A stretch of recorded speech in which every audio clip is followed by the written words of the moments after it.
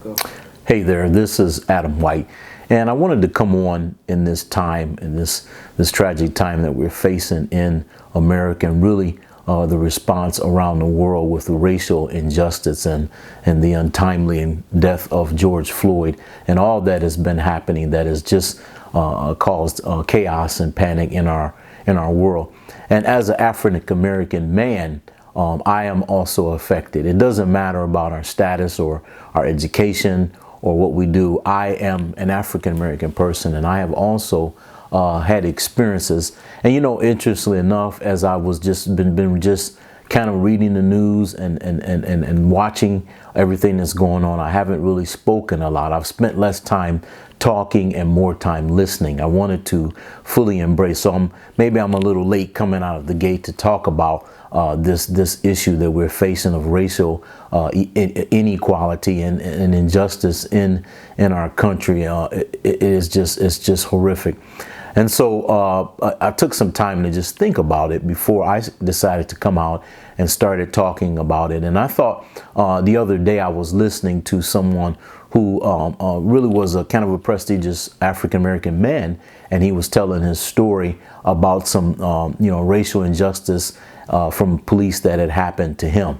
And in hearing his story, it really inspired me to just kind of spark something in me to talk about a couple things that had happened to me. And I hope that by sharing a couple of these incidents, my goal here is to let people know that we all as African Americans are affected by what has happened. I want to tell you about three quick incidents that kind of happened to me throughout my life. My first one happened when I was about 17 years old, maybe between 17 and 20.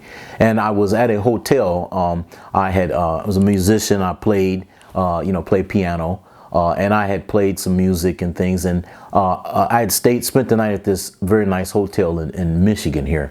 And the next morning, we were in like a suite area, and we were eating breakfast where people could come. They have the croissants and coffee and all of that.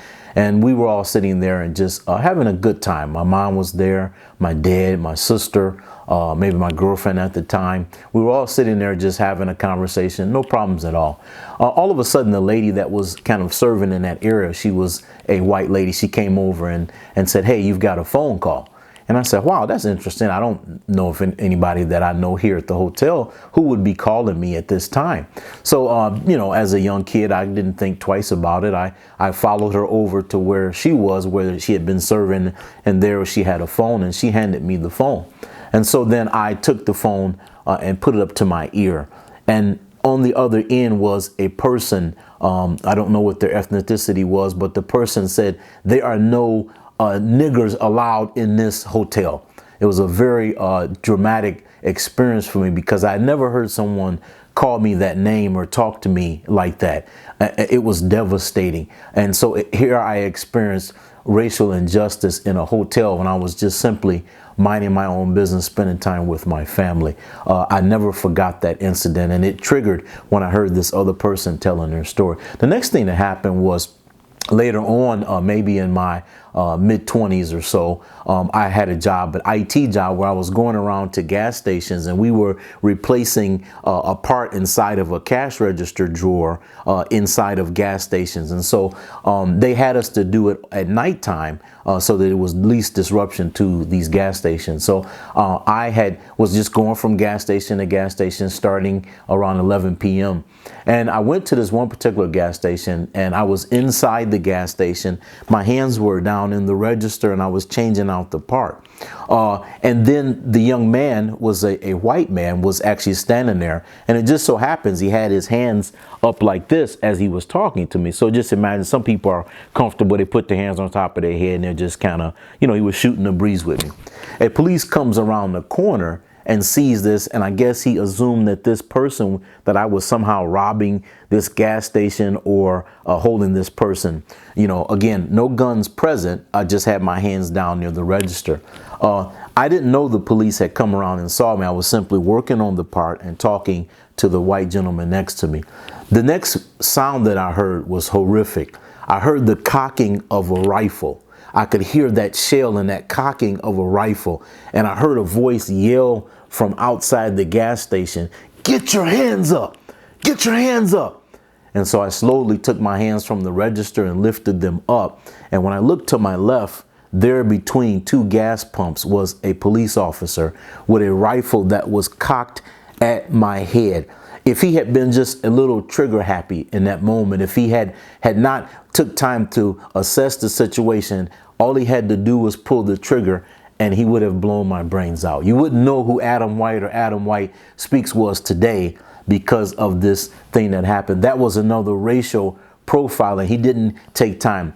I mean, eventually, to make a long story short, the gentleman went out and told the police officer I was simply working. The officer came in and seemed nervous as he thought I was robbing the place and apologized to me. But it was something I never forgot, the sound of that rifle cocking.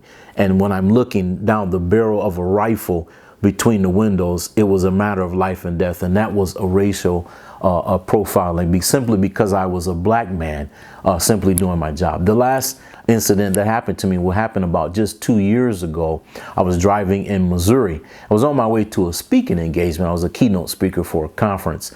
And just driving along on the road, doing the speed limit, minding my own business, everything, no problem. Police officers profiled me and they followed me for several miles. Again, I wasn't doing anything wrong, just making my way to the hotel. They eventually pulled me over, and when they pulled me over, they approached the car. I knew to keep my hands in an open position so they didn't think I was grabbing or doing anything. And just the line of questioning that they gave me, asking me, whose car is this? It was a rental car from Enterprise, and what are you doing here? And I went on and told them I was a keynote speaker, and I was speaking at a conference the next morning. I was just coming in from the airport, and they said, "All right, we'll be back with you." And they took my license and registration and went back to the car and sat there. And in those moments, it was about 2 a.m. because I had a late flight. I didn't know what was going to happen. I felt nervous. I felt afraid. I didn't know I was there on a road by myself, not knowing. And after a short time, I heard these feet jump out of the police car and started kind of running towards my vehicle. And I got so scared, I just didn't know what they were getting ready to do. And it was just an act of God's grace. They came back and handed me my license and my registration and said, "Listen, we got to get out of here. Here's your stuff. We got to get out of here." And they ran back to the police car. They jumped in. It looks like they had got some type of call, emergency call. They put the lights on and they took off. And I just sat there for a few moments until I could collect myself and say, what had I done wrong? What could have happened? Maybe that was my last moment. Maybe I would have never made it to that keynote speech simply because I was driving along being black. I wasn't doing anything wrong. I have a flawless driving record. Hadn't done anything, have no criminal record.